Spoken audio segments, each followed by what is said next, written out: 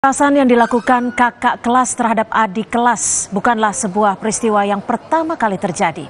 Kasus serupa sudah berulang kali terjadi, yang tragisnya berujung pada tewasnya taruna junior akibat aksi brutal tersebut.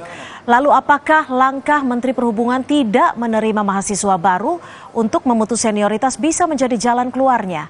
Kita akan bahas bersama psikolog forensik Reza Indragiri. Selamat sore Mas Reza, terima kasih sudah bergabung bersama kami di Kompas Petang. Terima kasih, selamat sore. Ya Mas Reza, ini tersangka utama sudah ditetapkan dan juga sudah ada 3 tersangka lainnya.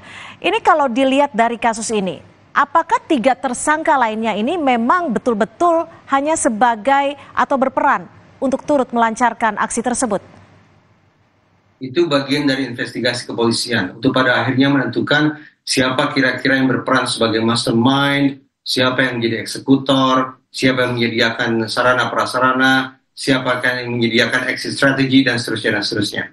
Namun yang saya katakan satu hal, bahwa Menteri Perhubungan menyatakan moratorium, ini justru secara tidak langsung menyimpulkan, menyampaikan kepada publik bahwa kekerasan di sekolah tersebut bukan semata-mata insiden. Tidak dilakukan oleh individu per individu atau mahasiswa per mahasiswa. Melainkan sebaliknya, terindikasi bahwa lewat moratorium itu kekerasan sudah menjadi sebuah subkultur yang menyimpang yang boleh jadi dilakukan oleh banyak mahasiswa di sekolah tersebut. Karena itu memang skala penindakan untuk sebuah subkultur yang menyimpang memang harus berskala luas, berskala masif, bahkan lintas otoritas. Namun pertanyaannya, apakah moratorium 1 tahun saja memadai? Menurut saya tidak. Seandainya dilakukan moratorium, maka sungguh-sungguh harus memutus mata rantai kekerasan itu dengan cara memastikan bahwa seluruh mahasiswa saat ini lulus tanpa ada penerimaan mahasiswa baru. Sementara mereka yang masih berkuliah dipulangkan untuk kemudian menjalani perkuliahan seperti pada masa pandemi, yaitu lewat online. Inilah satu-satunya cara untuk memastikan bahwa kekerasan yang sudah menjadi subkultur tersebut tidak terwariskan dari satu generasi ke generasi berikutnya. Lalu menurut Anda sendiri apa yang menjadi penyebab kultur ini biasa terjadi di tipe-tipe sekolah seperti ini, seperti STIP ini?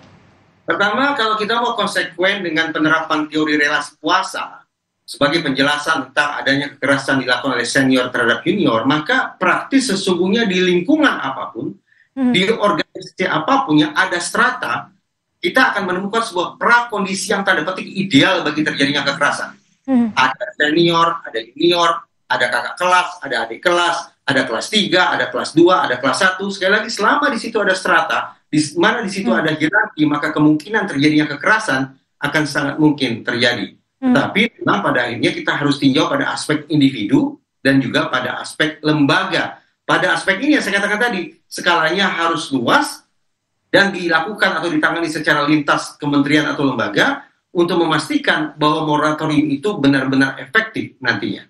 Oke, lalu apakah yang menjadi faktor-faktornya ini bisa dikatakan karena para siswanya atau mahasiswanya berada di asrama, ada sistem pangkat, ada sistem hierarki. Apakah ini menjadi salah satu faktor utama subculture ini? Saya berkeyakinan bahwa untuk masalah yang pelik semacam ini kita harus melihatnya secara keseluruhan. Tidak bisa secara parsial. Jelas kita harus meninjaunya dari sudut pandang mahasiswa. Kemudian kita menakar seberapa jauh kepedulian atau langkah entah itu preventif maupun mitigasi yang dilakukan oleh lembaga. Demikian pula, seringkali berbicara tentang kekerasan di sekolah, saya selalu mengajak kita untuk punya keinsafan. Analisis atau kajian boleh jadi tidak cukup hanya di lingkungan sekolah saja, tapi juga harus ke lingkungan di luar sekolah. Sebagai misal, kalau sekolah dinas merupakan bagian dari sebuah kementerian atau lembaga, maka boleh jadi perlu dicek pula bagaimana sebenarnya sistem dan subkultur ataupun kultur yang ada di organisasi induknya. Demikian pula di masyarakat, demikian pula di keluarga. Seberapa jauh mereka mentoleransi adanya kekerasan-kekerasan yang dilakukan oleh anak-anak didik tersebut di dalam sekolah. Dengan demikian, tidak tertutup kemungkinan bahwa kekerasan yang terjadi di lingkungan pendidikan adalah letupan belaka, sementara faktor-faktor pengkondisiannya boleh jadi justru datang dari luar lingkungan sekolah. Oke, ini bisa dikatakan sekolah alfa. Kemenhub juga dinilai kecolongan seperti itu. Lalu apakah langkah-langkah yang akan dilakukan oleh Menhub seperti dihapusnya atribusi pangkat, adanya sistem kurikulum baru, dan juga tidak menerimanya mahasiswa baru untuk 1 tahun ini akan memberikan efek atau memberikan jalan keluar? Sistem kepangkatan senior junior memang tidak serta-merta buruk. Karena ini merupakan sebagian cara untuk membangun jiwa korsa, adanya identitas kebersamaan, penghormatan terhadap sosok yang lebih tua, yang sepatutnya diteladani, dan sosok yang senior sepatutnya memberikan kasih sayang, kepedulian, pengasuhan kepada adik-adik angkatannya.